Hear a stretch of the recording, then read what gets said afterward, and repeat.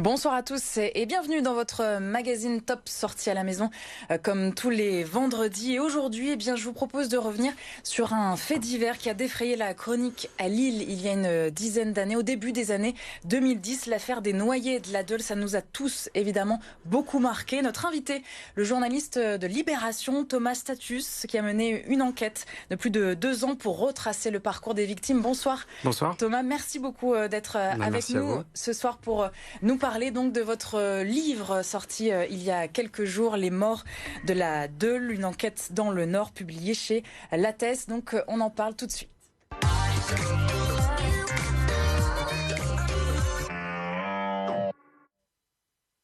Alors Thomas, première question tout simplement un petit peu naïf. Pourquoi vous replongez dans cette affaire? Pourquoi vous avez voulu enquêter? Il y a 2 éléments, comme vous l'avez dit pendant le lancement. Effectivement, c'est une affaire qui a marqué tout un tas de personnes qui ont grandi dans la métropole lilloise, ce qui est mon cas, puisque j'ai grandi ici, j'ai fait mes études ici. Donc forcément, c'est une histoire qui a marqué, d'autant plus qu'il n'a pas été considéré comme un noyé de la Deûle faisant partie de cette affaire-là, mais il y a eu un étudiant Sciences Po Lille où moi j'ai fait mes études, qui est mort dans la Deûle, qui est une affaire disjointe, mais forcément ça rappelle des souvenirs. Parce qu'il y a 10 ans, vous aviez une petite vingtaine d'années, vous étiez étudiant. J'étais étudiant à l'Institut d'études politiques de Lille, et c'est là, effectivement, au cours de cette période qu'il y a eu les premiers morts. Donc ça, c'est le premier élément. Forcément, ça rappelle des choses. Et le deuxième élément, c'est qu'en fait, moi, j'étais journaliste pendant des années pour un site d'information qui s'appelle streetpress.com, qui est un site d'information parisien qui bosse beaucoup sur les questions de radicalité politique et d'extrême droite. Et j'avais travaillé sur 2 affaires qui sont, on va dire, connexes, qui ne sont pas liées au noyé de la Deûle, mais où on retrouve un peu les mêmes protagonistes, qui est l'affaire des armes de l'hypercachère avec Claude Herman, qui est une figure lilloise assez connue. Et l'autre, c'était une affaire à propos de Skinhead Picard, qui s'appelle l'affaire du WWK, qui est l'affaire qui a conduit à la réouverture de l'enquête en juillet 2015. Donc on va dire que c'est ces 2 raisons, une raison personnelle et une raison plus liée aux enquêtes que j'avais traitées à l'époque. Alors 2 ans de travail, on disait, quelle a été votre méthode de travail du coup pendant ces 2 ans? Vous avez rencontré du monde, c'est une enquête journalistique, c'est un roman. Comment vous définiriez votre bouquin? La base de la base, ça a été d'essayer de retrouver des témoins, des protagonistes de l'affaire. Donc ça passe évidemment par contacter les familles, les proches des victimes, mais aussi essayer de remonter le fil de l'enquête judiciaire, c'est-à-dire à la fois les gens qui ont été impliqués dans cette affaire-là, qu'il s'agisse de policiers, essayer de remonter aussi tout ce qui a été écrit à l'époque, toutes les pistes qui ont été soulevées. Alors qu'est-ce qu'on en sait là? Si là, 10 ans plus tard, on fait un petit point rapide sur cette affaire. En quelques mots, comment la résumer à l'époque, en 2010, début 2011? Qu'est-ce qui s'est passé? Ce qui s'est passé, c'est qu'entre octobre 2010 et novembre 2011, 5 hommes sont retrouvés morts dans le canal de la Deûle, autour du parc du Jardin Vauban, sauf à part un, le dernier, Hervé Ribarzik, qui est retrouvé à côté du port fluvial.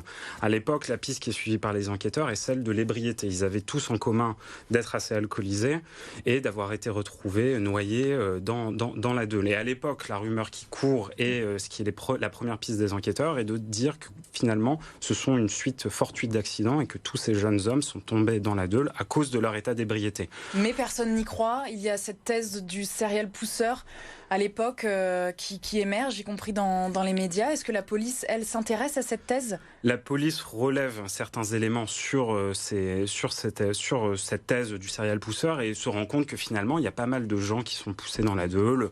Alors, soit des événements qui n'aboutissent pas à des morts, mais il y a ces éléments-là. Mais la thèse qui est privilégiée par les enquêteurs est celle de l'accident, puisque pas de témoins, pas de vidéosurveillance, rien du tout. C'est difficile, effectivement, de trouver une explication, on va dire, criminelle à cela. L'enquête est finalement fermée en 2014 pour les 4 premiers morts de la Deûle. Pour l'enquête sur Hervé Ribarzik, elle se cantonne finalement à une recherche des causes de la mort, puisque en fait, ce que pensent les policiers à l'époque, c'est que le dernier noyé de la Deûle, donc qui est un musicien punk de 42 ans, lui, s'est suicidé. Et finalement, coup de théâtre en 2015, où on s'aperçoit, via une autre enquête judiciaire, que le dernier noyé de la Deûle, Hervé Ribarzik, finalement a croisé des gens avant de mourir, et ces gens-là sont des gens appartenant au mouvement d'extrême droite des skinheads. Alors on va revenir sur les skinheads. Par rapport aux autres victimes, les 4 premières, il y avait un élément quand même qui était marquant, c'est que tous n'avaient pas pris le chemin pour rentrer chez eux. les victimes sont allées vers la Deûle, en direction de la Deûle, alors que c'était pas le chemin pour rentrer à la maison. Alors pour certains, il y avait cet élément qui était effectivement assez étrange, qu'ils se retrouvaient à côté du jardin Vauban à une heure assez tardive, et effectivement dans un circuit qui n'était pas leur pour rentrer chez eux. Pour certains, notamment je pense à Jean-Marie Adec-Le-Ternec, c'était sa route, lui, pour rentrer chez lui, puisqu'il partait du quartier Vauban où il était à une soirée pour rentrer chez lui, rue Doudin, à côté de l'église de la Treille. Mais effectivement, il y avait cet élément assez central qui est qu'ils étaient retrouvés au même endroit, ou pas loin du même endroit. Oui. Et loin de leur circuit habituel et de là où ils auraient dû passer pour rentrer chez eux. Et effectivement, c'est un élément qui a intrigué forcément les témoins de l'affaire, sachant que deux personnes parmi ces morts-là étaient aussi des étudiants. Et il y avait une forte inquiétude dans les milieux étudiants à cette époque-là, puisqu'évidemment, deux étudiants... Il y avait une sorte de paranoïa pour les gens, les jeunes, les Lillois qui sortaient, notamment dans le Vieux-Lille.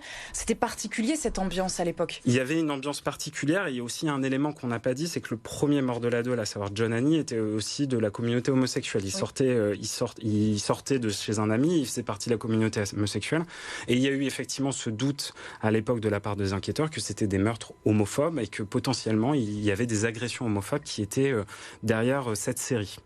Thomas, je vous propose juste une petite respiration. On revient bien sûr sur votre bouquin dans un instant et sur ce que vous avez appris pendant cette enquête. Mais tout de suite, nous sommes vendredi et dans votre magazine Top Sortie, bien sûr, les conseils de la rédaction. Qui a dit qu'il n'y avait plus de concert? Direction le parking de la place du Général de Gaulle à Dunkerque pour un concert en mode drive-in. Grâce au bateau-feu, samedi et dimanche à 16h, Nathalie Manceau et ses musiciens vous proposent un voyage au cœur du jazz, du blues et du rock américain, assis dans votre voiture. Envie de vous faire une toile? Dimanche entre 14h et 18h, une médiatrice du musée de Flandre vous propose 25 minutes d'échange autour d'une peinture du musée qui vous livrera tous ses secrets. Réservation via la page Facebook du musée de Flandre. On conclut avec le livre Pour parler des Hauts-de-France. Découvrez ou redécouvrez le Palais des Beaux-Arts de Lille, les cabines de plage de Cailleux-sur-Mer ou encore l'Institut du monde arabe de Tourcoing grâce aux photos de Denis Paillard pour rêver de chez soi et célébrer les 5 ans de notre région. Alors Thomas, je remontre votre livre, Les morts de la Deûle et non les noyés. Pourquoi vous n'avez pas utilisé ce mot ? D'abord, il y a un élément effectivement dans l'enquête que j'ai pu vérifier, c'est qu'effectivement dans certaines des victimes, les médecins légistes à l'époque ont eu du mal à conclure à une noyade. C'est-à-dire que notamment pour Loïd Andrieux, qui est l'avant-dernier noyé, ce qu'on a appelé les noyés de la Deûle à l'époque, le légiste n'est pas formel sur les causes de la Deûle. Alors effectivement, il est probable qu'il soit mort noyé, mais c'est encore une fois une conclusion à laquelle les légistes n'ont pas pu arriver, puisqu'il manquait certains éléments dans les constatations médicales pour être affirmatif à 100% qu'il était mort noyé. Qu'est-ce que vous avez appris, vous, pendant votre enquête, qu'on ne savait pas avant, qui vous a interpellé, qui vous a choqué ? Moi, ce qui m'a interpellé, l'élément principal, c'est que la narration autour de cette affaire qui a été celle de la justice a été de dire que donc l'enquête est réouverte en 2015 et là on se rend compte finalement 2 ans plus tard, avec la mise en examen de 3 militants skinhead, que le dernier mort de la Deûle, Hervé Ribarzik, est mort suite à une altercation avec des militants d'extrême droite. Et à l'époque, ce que dit la justice, c'est que c'est une piste qui est apparue tardivement. Or, ce qu'on se rend compte, c'est que dans l'enquête, assez rapidement après la mort d'Hervé Ribarzik, en novembre 2011, en 2012, les enquêteurs tombent sur la piste de ces skinheads et les interrogent une première fois. Une interrogatoire qui aboutit pas à des mises en examen ou à d'autres... Et quel rapport avec John, avec Thomas, avec Lloyd ? Est-ce qu'il y a un rapport concret aujourd'hui ou pas ? Aujourd'hui, à ma connaissance, non. Et des skinheads, bien sûr. Ceci dit, ce qui est pas inintéressant, c'est de relire en fait toute cette affaire-là à la lumière de ce qui se passait aussi à l'époque dans les rues de Lille, à savoir qu'il y avait une forte tension entre l'extrême gauche et l'extrême droite dans les rues de Lille et une activité assez importante de militants d'extrême droite dans la métropole lilloise. D'accord. Et à l'époque, une des premières pistes qui a été suivie a été de savoir si des personnes issues de la communauté homosexuelle étaient visées particulièrement. À l'époque, la justice et les autorités judiciaires avaient dit que ce n'était pas le cas. Or, ce qui l'affleure de cette enquête-là, c'est que, du moins dans un passé assez récent, il y avait des militants d'extrême droite qui se vantaient effectivement de s'attaquer aux homosexuels, notamment à côté du jardin Vauban, qui est encore une fois un endroit central dans cette affaire. Et les familles des victimes, parce qu'on pense à elles, évidemment, 10 ans plus tard, c'est compliqué. Vous en avez contacté, vous en avez rencontré. Quelle est leur intime conviction à elles ? C'est difficile de parler d'intime conviction parce qu'aujourd'hui, il y a assez peu d'éléments de preuve. Donc même, ce sera une tâche difficile pour la justice d'aboutir à une conclusion définitive. Ceci dit, la réouverture de l'enquête en juillet 2015 et son aboutissement avec la mise en examen de ces 3 personnes qui sont bien sûr présumées innocentes, ça a jeté le trouble pour des familles qui se sont toujours demandées et qui, et c'était aussi un des projets du livre, ont été forcément touchées. Ça a été une période très difficile et une instruction judiciaire, une enquête de police est quelque chose de assez violent pour des gens qui, encore une fois, n'en connaissent pas tous les rouages et connaissent pas le déroulement de la procédure. Et quelle suite du livre? Est-ce qu'il y en a une ou pas La suite du livre, c'est aussi à voir d'abord ce que fera le livre et comment il sera perçu par les gens de la métropole lilloise. Et à terme, en tout cas, il n'y a pas eu encore de point final à cette enquête-là. On attend encore de voir comment le parquet va se prononcer. Encore un point d'interrogation, selon vous, encore pendant de longues années, malheureusement, sur les noyés de la Dole, les morts de la Dole? Je ne peux pas vous répondre définitivement. Ce que je sais, c'est qu'en tout cas, l'enquête sur Hervé Ribarzik devrait aboutir à un moment. Et peut-être qu'à ce moment-là, on aura une réponse. Très bien, merci beaucoup en tout cas Thomas Status d'être venu nous voir. On remontre à l'écran votre livre Les morts de la Dole, une enquête dans le Nord, publié chez Lattès. Merci Thomas d'être venu sur notre plateau donc, pour revenir sur cette affaire. Lundi, comme chaque lundi, nous reviendrons sur les résultats sportifs dans votre magazine 100% sport et direction la patinoire de Dunkerque pour partir à la rencontre des Corsaires. Les joueurs de hockey sur glace, nous recevrons l'entraîneur Pierrick Rézard.